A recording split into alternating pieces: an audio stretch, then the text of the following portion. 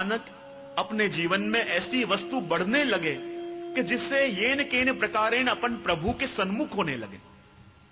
घर का वातावरण ऐसा होने लगे, किसी ऐसे व्यक्ति का संग अपन को हो जाए और अनायास ही अपने घर में, अपने मन में प्रभु के प्रति खिंचाव बढ़ने लगे। जीव येन केन प्रकारेण प्रभु के सन्मुख होने लगे। तो मानो ये गुरु ने अभिवृद्धि नाम की कृपा करी।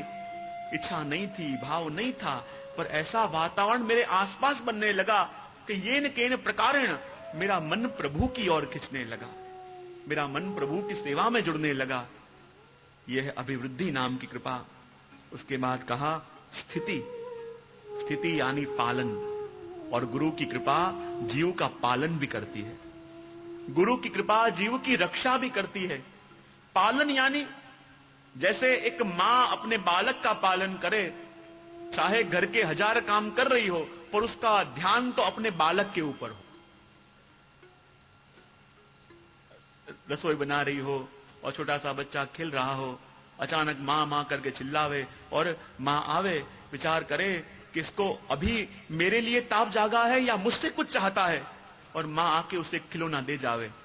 बच्चा खिलौने से खेलने में पड़ जाए और मां को भूले, मां को लगे ये मुझे पुकार तो रहा था पर मुझसे कुछ चाहिए था, अभी भी इसके मन में मेरे लिए ताप नहीं जागा।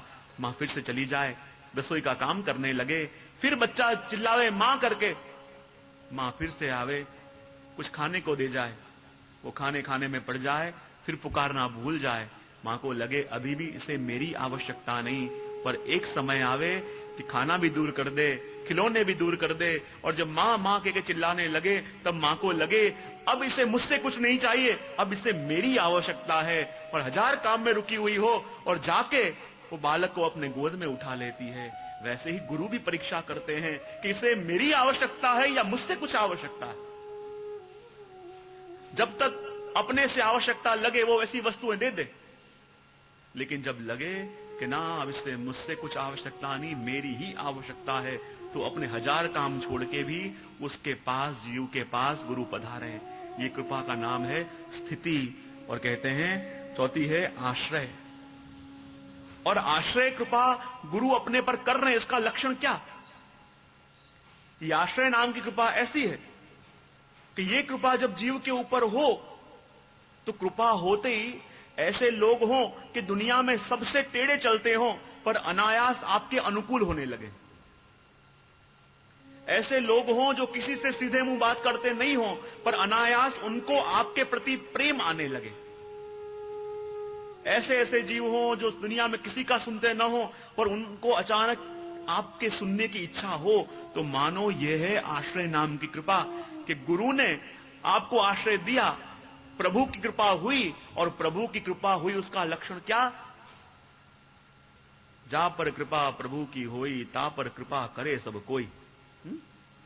जिसके ऊपर ठाकुर जी की कृपा है उसका लक्षण क्या?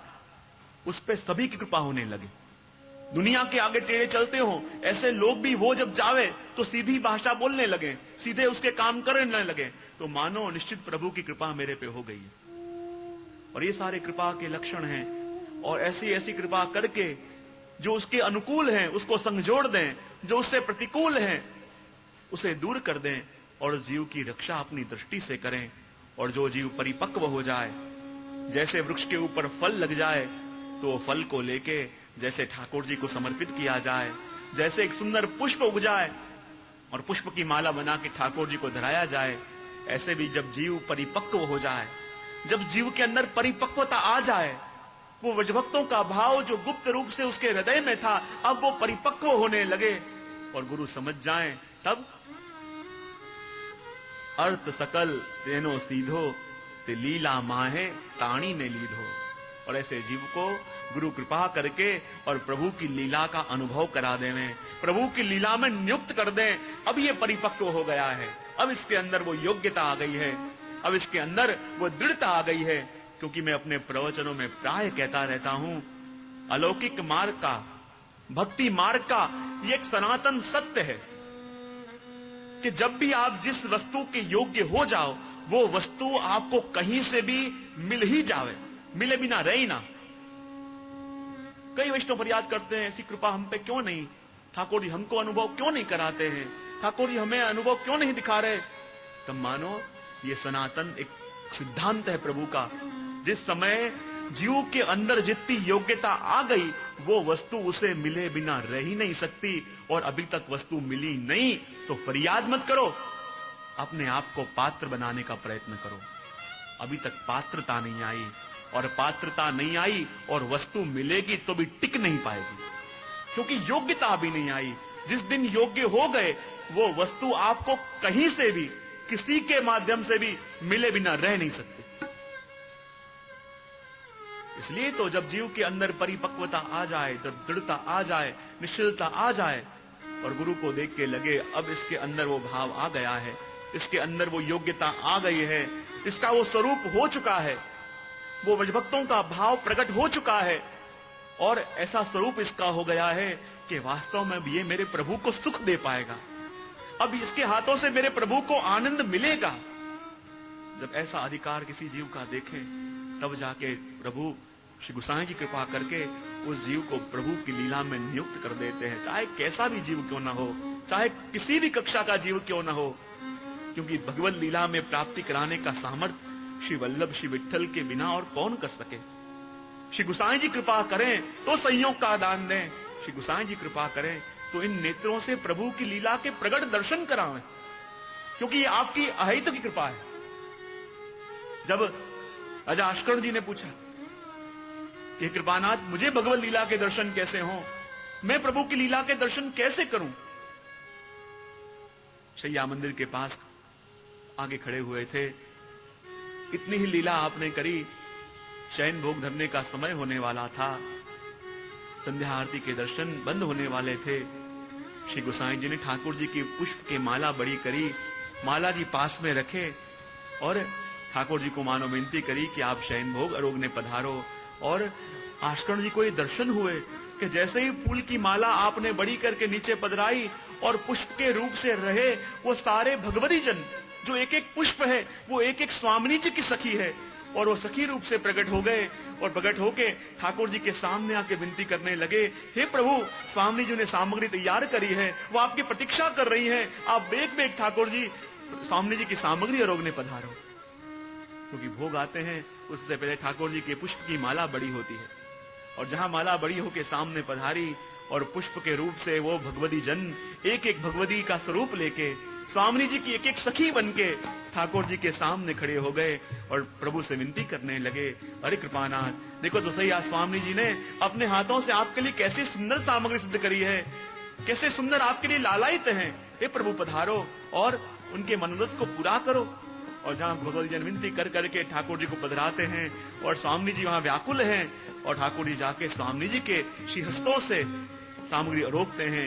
ये भगवत लीला का अनुभव आश्कर्ण जी को स्वयं गोसाई जी ने करवाया, क्योंकि प्रभु की लीला तो नित्य है।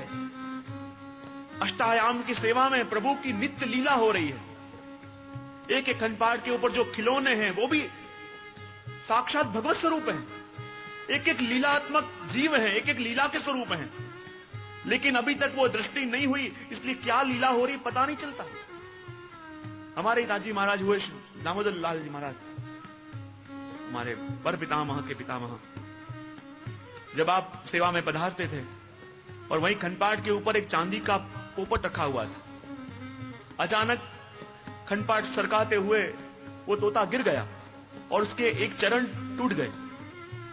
तो जब भी आप पधारते सेवा में और मुखिया जी कहते जे ये तोते का एक चरण टूट गया है, ईशुक का एक चरण टूट गया है, आप कुछ नहीं बोलती, मुक रहते। दूसरे दिन भी पधारे, यही कहा कि कृपानाथ जे इस तोते का एक चरण टूट गया है, आप मौन रहे। तीसरे दिन भी पधारे, तब कहा कृपानाथ ये तोते का चरण टूट गया है।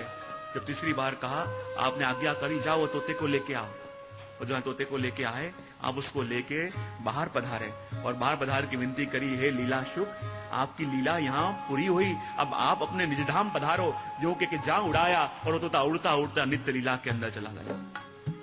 प्रकट लीला है, क्योंकि प्रभु के आसपास जितने खिलौने हैं, प्रभु के आसपास जो साहित्य है, ये सारे स्वरूपात्मक हैं। हर एक भगवत लीला का ही प्रभु का परिकर है। भगवत लीला की ही सामग्री है। लेकिन जब तक दृष्टि